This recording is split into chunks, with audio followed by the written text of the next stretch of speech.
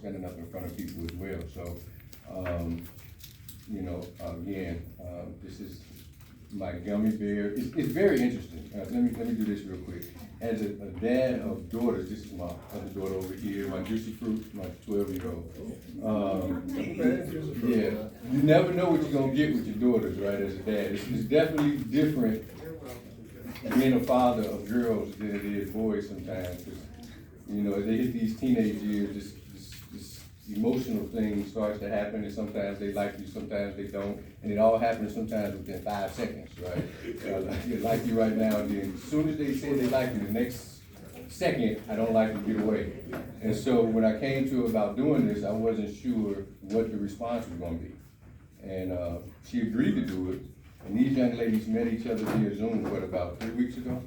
Yeah, I think 3 weeks. And so they worked on this. Today was the first day that they actually met in person. And, you know, she jumped in and said, okay, I'll do it. And then over the time that they've been working together over these past 3 weeks, there was some excitement that happened. You can tell, I can tell from Zara, there was some excitement about coming out presenting. And so I'm happy that she's doing it again. I'm hoping this will be the first of many opportunities I have to introduce my gummy bear to a group of people who are willing to listen to what she has to say. So come on up, Gummy. You got this. And I'll turn it over to Mike. And everybody that's here and has been here already knows my daughter. This is Amaya Jones. I have worried over her since before she was born. I actually have been planning for her since I was 4 years old. Was when at 4 I decided that I wanted to be married and have children. I was 4 years old. That was and wasn't a really common thing in my family. There were plenty of people who weren't married and had kids, but I knew then, and so my life I had been preparing to have children, and so what I wanted was for the young men to get an idea from a young lady's perspective about the things that they go through. I won't tell her story, but my daughter has had experiences she doesn't even remember being picked on by kids at the school that made me want to come up to the school with camouflage on. Because as a father, you don't protect your girls. Dads know. Like I told her I was going to show up at her school with camouflage on when she was in elementary school. Because some of these little boys, they out of their mind and they think they have a right to touch you when they don't. So I'm excited. I'm handing over my original tutoring business to Amaya and Micah. So they're actually going to take over Hampton Roads legacy and have their own business. I was inspired by Dr. Sandifer to create for my girls. Now, Micah isn't mine, but she's been with me. She's one of my star students. And I was like, hey, they will be great at this. But Amaya, come on up and work your magic. This is her first, I don't know if you found this or not, but you're getting paid for this. I am? Yes, you How are. much? We just did tell you. Not how much, not in front of everybody. In front of everybody. But my daughter can sing. And I want her to get used to being paid for what she does. And so after this paid presentation, nobody can ever say that she's not been paid to speak before, because this is the Hampton Roads Committee of 200 plus men. This is a real deal in this area. And so my daughter and you, you're so cute, are now professional speakers because you've been paid. You're going to be paid. So come on. You don't take this. I'm recording right now. Yes, this is going out there. So ladies and gentlemen, our peer tutor and guest speaker, Amaya Jones. And so I'm going to go to the back. And can you make sure everybody has paper? Okay. Toss the chair over here already. Excuse me. Okay, well, I'm Zara. I'm 15 years old, and I'm going to talk about the difference between an unhealthy and healthy relationship. There's lots of factors between an unhealthy relationship, but the main ones are good communication with the two of y'all, having mutual respect, trusting each other, and also being able to compromise and comprehend what each other are saying. Having good communication can mean if you know you have a game, practice, or work, it's going to be busy. text them, call and say, I'm gonna be busy for a few hours, I'll text you when I'm off or something. So it's not responding for hours and things they're ignoring you.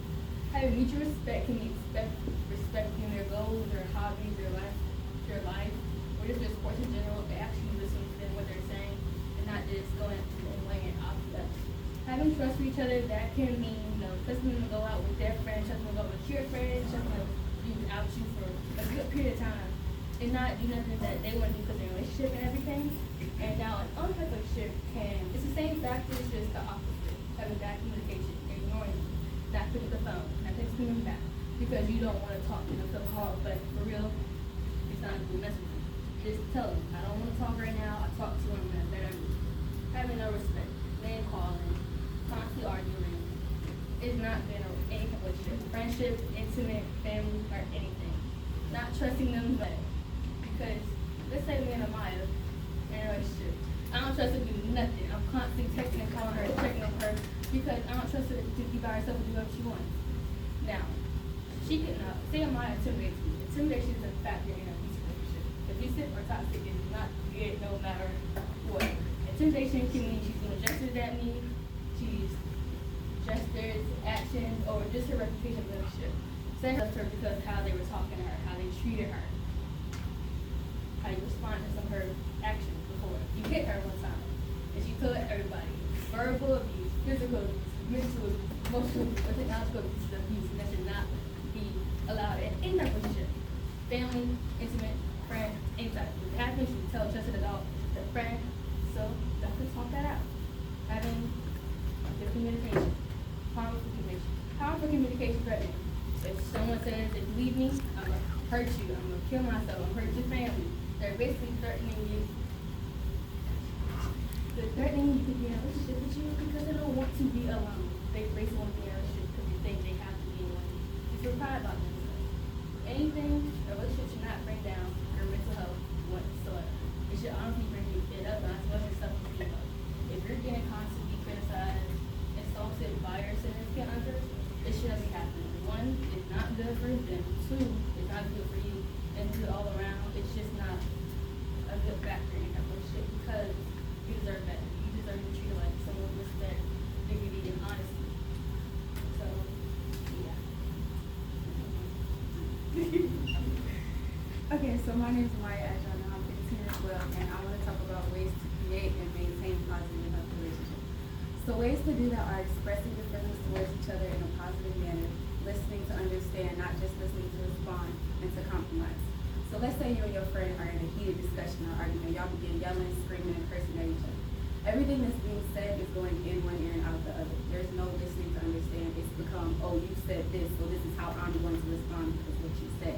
You haven't taken the time to ingest and recognize how each other feel about the situation. Also, if you take the time to dial it back and calm down, y'all can have a positive, civilized conversation and discuss how y'all feel about everything without the disrespect.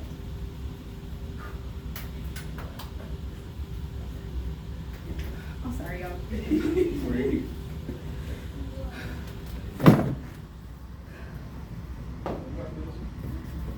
Take this. Take this. So we panic attacks.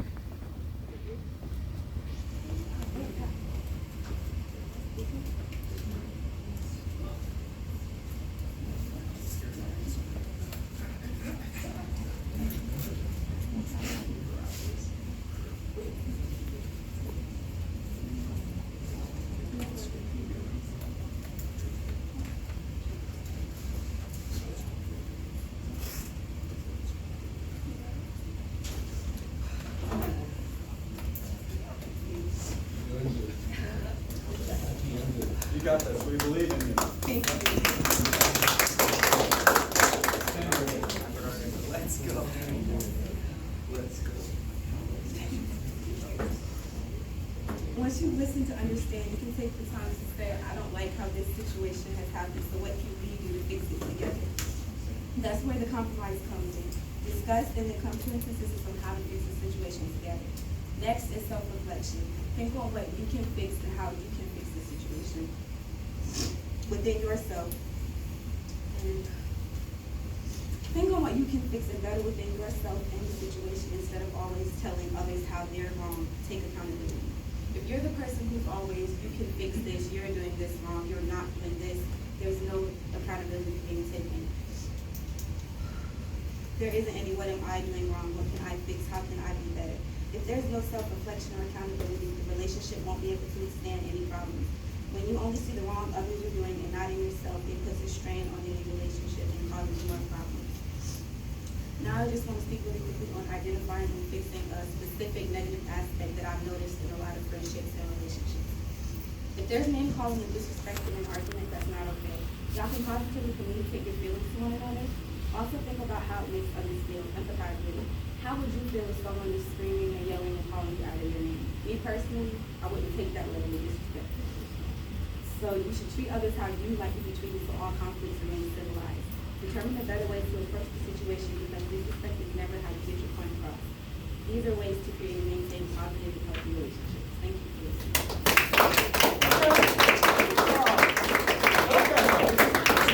You did good, Maya. You did good though. Respect.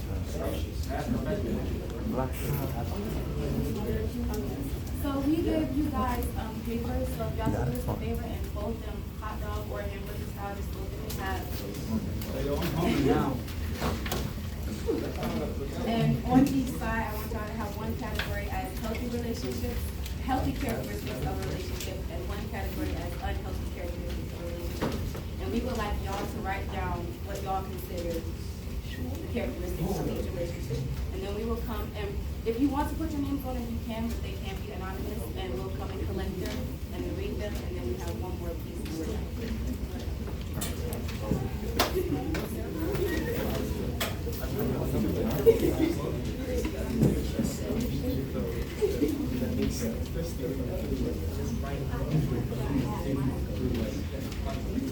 Give them the instructions again. So we want y'all to write healthy characteristics of a relationship on one side of you guys' paper and unhealthy characteristics of a relationship on the other side. What you classify as it.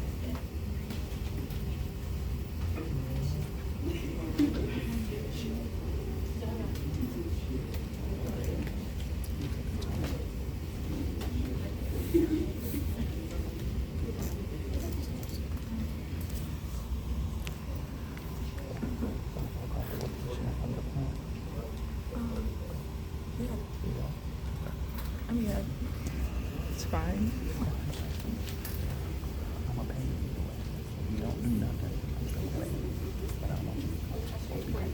Yeah, but with that, would you be like, are you gonna help like you like teach some now us to Where you gonna start? Okay.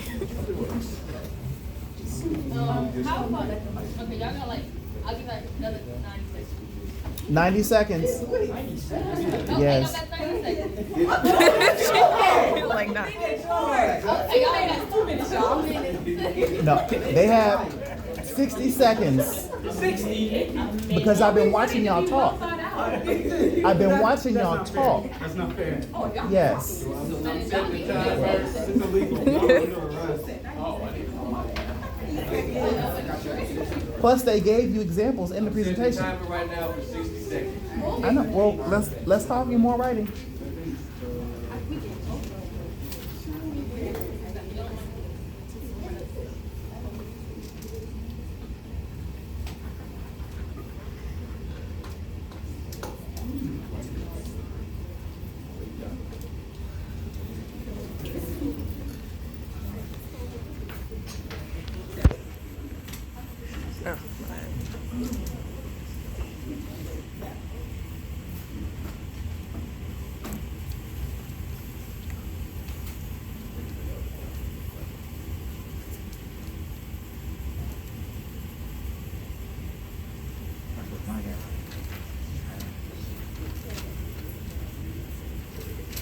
All right, 10 seconds.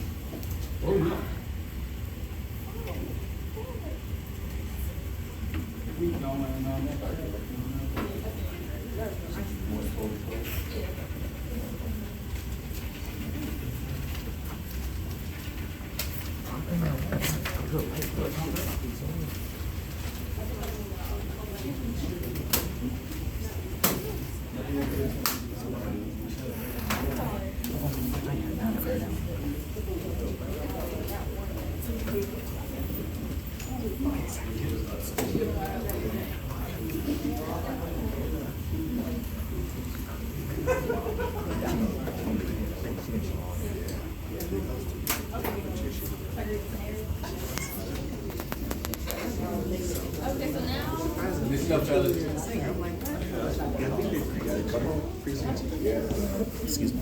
No, you're Okay, so now I got a scenario for you guys. Let me step up. That we came up with. Sally and Bree went to the park together, and while they were there, they saw James. Bree had always liked James, so Sally convinced her to talk to him. Fast forward 2 weeks, and Bree and James were dating. A few days later, Bree told Sally her and James weren't working out. When Sally asked Bree why, Bree said James had become controlling. He had put an app on her phone to track her location, constantly accused her of cheating, and telling her where she can and cannot go. Now he's popping up on her and is kind of scaring her. She decided to break up with him, and he's not taking it well. Dun dun dun! What is wrong in the situation? Yes, Cornell? There's no communication between the two. I mean, obviously, one should have been talking to the other, whether it was, I can't remember the boyfriend's name. James. Thank you. Whether it was James or Bree who should have initiated the conversation, they should have been talking to each other. Anyone else agree with that? Also, there shouldn't be eating food while doing it. Food helps us. Always good. Anyone else have a different perspective? I don't wanna have to call on people, so Call on people. I'm giving y'all the choice Volunteer now. them. Like 3, 2, 1. Okay, DeMar. James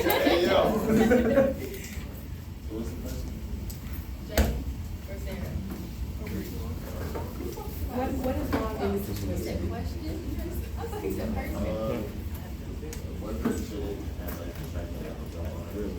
Say it louder for us. We're recording. I said the boyfriend doesn't need to have a tracking app on her. He can be able to trust her and where she's going and what she says, where she's going. Thank you. Very, very nice. Very good answer. Okay. Want to any more? Well, man. I think that maybe Bree should have confronted James about it. Yes, ma'am. Can I record this? Very good. Mhm. Okay, Okay. next question. How is this situation unsafe? For now. This man was controlling. So he could have been controlling where she went, what she did, how she ate, what she wore, who she made friends with. That's what's taken care of. Okay. No, hold on. Wait, hold on. Wait, hold on. So that's actually a great point. So when a parent is dictating that, it's for your benefit. But when a child is doing that, it's unsafe, and that behavior becomes unsafe as an adult because I am the son of a relationship where there was domestic violence, and my father, before he turned his life around, was controlling like that with my mom. He isolated her so that when he was beating her, she wouldn't have anybody to turn to. So when you look at relationships that you think are abusive between you and your parent, it's not. Being controlled by your parent, them telling you what to do, that's for your benefit. But when you have a peer trying to do that, that's inappropriate. So that's an excellent point. Thank you. You asked me, you sound like a yandere. What? A yandere. Spanish one. Elaborate. Go ahead. Continue. Well, if he had a tracking app on her, he's pretty much spying on her. And he didn't use it now, he's probably gonna use it later on for other things. Any adults? Just adults, as in you. Oh, okay. Yes, you. How is it unsafe?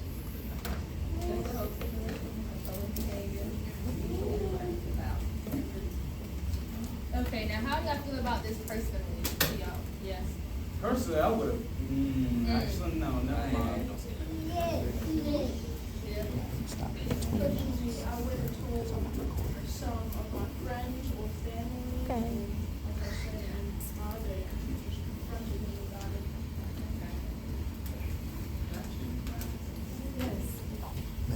Now, personally, if I was the one who was listening to the situation, I think, like he said, I would have confronted him, but not with a group of people. I would have spoken to him myself, and then went from there. If the guy, like, I don't know, went crazy about it, then still would have taken it from there. But I would have at least tried to say something like, hey, you're doing too much, chill out, stop, don't do that. This might happen. I think that it's very important to keep in mind that in this situation, Sarah said that she felt unsafe. So if you're in a situation where you are being harassed or controlled by someone and you don't feel safe, in that specific situation, I would not encourage you to try to confront that person by yourself. I would encourage you to do it with someone that can intervene nearby, like maybe a parent or something like that. But we don't wanna be in a situation where this person's already let you know that they can't communicate, they suck at it, and they're stalking you, and then you're gonna go try to confront them. That just is not, showing wisdom. Oh, and I also want to say this. Oh, I'm calling you. Also, I've noticed like with a lot of my friends, male or female, they think that if they got the baddest girl at school or the finest boy, that they can take the disrespect. No, he could look like alfalfa and be disrespectful. Like, no, it's no physical standard on disrespect. So I just wanted to say that. Go ahead. So, Cornell made a good point, and that was actually in my mind when I thought about this. So, very often in situations, and moms will attest to this, Miss Adrian will attest to this, that we blame the victim, right? So with young ladies, she was asking for it. She should have been out, dress was too tight, dress was too short, she was asking for it. What we don't do as young men, which is why I specifically wanted young ladies, and the person who helped produce the presentation, Dr. Melissa Smith, who if she was here would let you know that she's a domestic violence survivor, is as men, as young men, we don't take accountability for our partners. And so what you said, although I wouldn't recommend it without safe recourses, we know right from wrong, young men. We don't call our boys out on it. We don't say, you shouldn't be talking to her like that. It's acceptable because we allow it, right? If I played a good game of basketball, y'all would give me my props. If I played bad, y'all would clown me. But if I smack my girl, y'all don't say nothing. Wow. That's what happens. Young men and older men, we don't check each other. So in my friend group, whether the fathers are married to the mother of their children or not, they all visit their kids. They're either raising their kids or they're active in their children's lives and paying child support. We don't play not showing up for your kids, regardless of the relationship with the mother. Nobody in my friend group is what they call a deadbeat dad. And if we found out, it's gonna be an intervention, it's gonna be a problem. It's going to be a problem. It's going to be a problem. Y'all hear what I'm saying? Like, it's gonna be a problem. One more time. It's going to be a problem. And it might be something as simple as he doesn't have the relationship skills to deal with the mother of the child. So he doesn't see his kid because he's been yelling, because he's been abusive. So as men, which you all are becoming, which is the purpose of this presentation,